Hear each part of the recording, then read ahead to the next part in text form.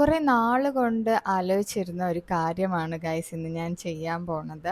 ഞാൻ എൻ്റെ സഹ്റക്കുട്ടിക്ക് സ്പേ ചെയ്യാൻ പോവുകയാണ്. അപ്പോൾ കാറ്റിന് സ്പേ ചെയ്യുന്നത് ഏറ്റവും നല്ലതാണെന്ന് ഞാൻ ഒരുപാട് റിസർച്ച് ചെയ്ത് കണ്ടുപിടിച്ചൊരു കാര്യമാണ്. അപ്പോൾ ഇതൊരു സർജറി പ്രൊസീജിയർ ആയതുകൊണ്ട് എനിക്ക് നല്ല ടെൻഷൻ ഉണ്ടായിരുന്നു അവളുടെ കാര്യത്തിൽ. പക്ഷെ ഇത് ഞാൻ ഇപ്പം ചെയ്തില്ല എന്നുണ്ടെങ്കിൽ ഭാവിയിൽ അവൾക്ക് ഹീറ്റ് സൈക്കിൾ പോലത്തെ ഒരുപാട് ബുദ്ധിമുട്ടുകൾ അനുഭവിക്കേണ്ടി വരും. എൻ്റെ ഏറ്റവും വലിയ ടാസ്ക് എന്തായിരുന്നു എന്ന് വെച്ചാൽ നല്ലൊരു ഡോക്ടറിനെ ഇതിന് വേണ്ടിയിട്ട് കണ്ടുപിടിക്കാന്നുള്ളതായിരുന്നു. പക്ഷെ അതിൽ ഞാൻ വളരെയധികം സക്സസ്ഫുൾ ആയിരുന്നു ഗൈസ്. വളരെ നല്ലൊരു ട്രീറ്റ്മെൻ്റ് ആണ് സഹ്റയ്ക്ക് അവിടെ കിട്ടിയത്. സർജറി ടൈം ഒഴിച്ച് ബാക്കി എല്ലാ ടൈമും ഞാൻ സഹ്റയുടെ കൂടെ തന്നെ ഉണ്ടായിരുന്നു. എൻ്റെ കൺമുമ്പിൽ തന്നെയാണ് അവരെല്ലാ ട്രീറ്റ്മെൻറ്റും ചെയ്തതും. സോ ഞാൻ വളരെയധികം സാറ്റിസ്ഫൈഡ് ആയിരുന്നു.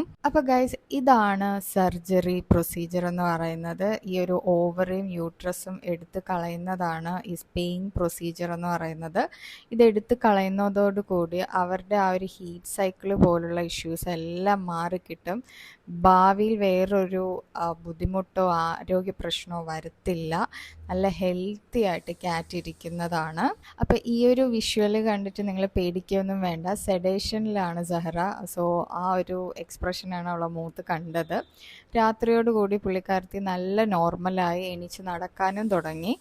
എനിക്കും അവളൊന്ന് സെഡേഷൻ കഴിഞ്ഞ് എണീക്കുന്നത് വരെ ടെൻഷൻ ഉണ്ടായിരുന്നു. പക്ഷേ എണീച്ച് കഴിഞ്ഞതിന് ശേഷം ടെൻഷൻ എല്ലാം മാറിക്കിട്ടി.